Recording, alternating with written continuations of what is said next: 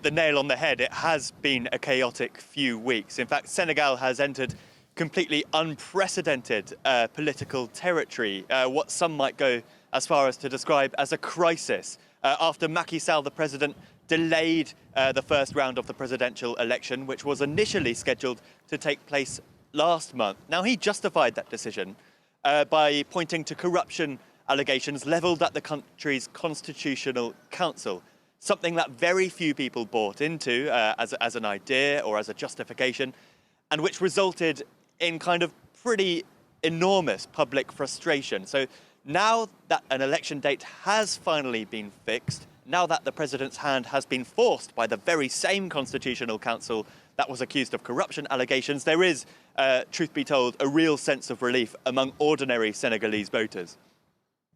And Sam, this is expected to be one of the most tightly contested races in Senegal's history. It certainly is a crowded field. Tell us about some of the main candidates.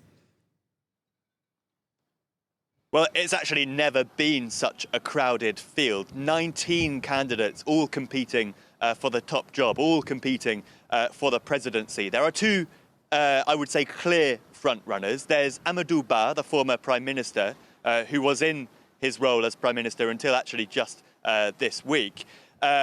He is kind of seen as a continuity candidate. He's the chosen figure by President Macky Sall to replace him, to assume high office, very much seen as an ally of Macky Sall.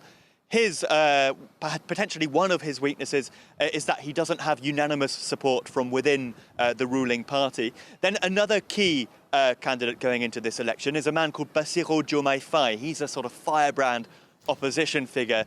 His potential weakness going into the polls is that he's currently in detention.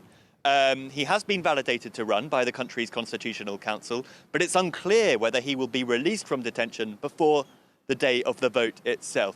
So we're certainly heading into what promises to be a very tightly contested race. If there's no clear majority winner after the first round, there will be a runoff with the two most popular candidates going head to head.